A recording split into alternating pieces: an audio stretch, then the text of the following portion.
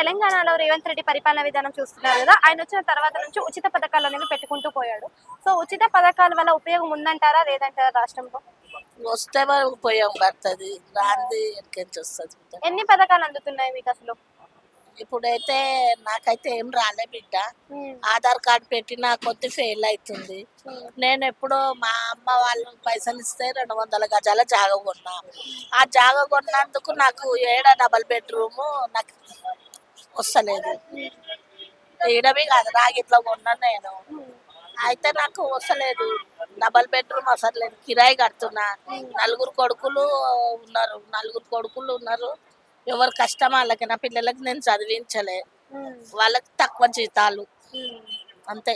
అంటే ఇప్పుడు free bus అనేది ఒకటి పెట్టిండు కదా, ఫ్రీ ఫ్రీ బస్ ఇక్కడ పెడితేంది, ఫ్రీ బస్ ఎక్కుతాము, మళ్ళా మేము మెర్చెల్ల దిగుతాము, మళ్ళీ ఆడ నుంచి ఆటో కట్టుకొని వెళ్తాం.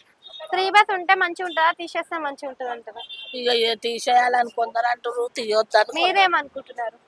ఇక నేనైతే బయటకు వెళ్ళ బిడ్డ, నేనే ఇళ్ళలో పని చేసుకుంటా. నాకైతే ఎప్పుడన్నా ఇట్లనే ఎవరైనా చనిపోతే అట్లా మేము బయటకు వెళ్తాము. ఎప్పుడు 24 గంటల మేము తిరిగే వాళ్ళం కాదు. ప్రస్తుతం తెలంగాణలో చూస్తున్నారు కదా, రేవంత్ రెడ్డి వచ్చిన దగ్గర నుంచి ఉచిత పథకాలు ఎక్కువైపోయినాయి. మరి ఉచిత పథకాలు మీకు ఏ విధంగా అనిపిస్తుంది? అంటే ఫుల్ రష్ అయితే ఉంటుంది. రేవంత్ రెడ్డి వచ్చింది ఫ్రీ బస్సు కదా, చాలా ఫుల్ రష్ ఉంటుంది. అంటే ఫ్రీ బస్ ఉంచితే మంచిగా ఉంటుందా, తీసేస్తే మంచిగా ఉంటుందా మీ అభిప్రాయ ప్రకారం?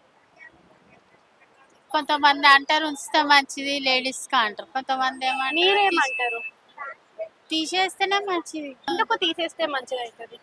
ఇప్పుడు ఇంత జనాలు ఉంటారు కదా, అట్లా. కానీ ఉంచితే మన రేట్లు అనేవన్నీ పెరుగుతాయి కదా, మరి రేట్లు అన్ని పెంచుకుంటూ పోతే మరి మనకి దినసరి తినడానికి కానీ ఉండడానికి ఏ విధంగా ఉంటుంది? ఇప్పటికైనా రేట్లు ఎక్కువైనాయి కదా అన్నిటి మీద.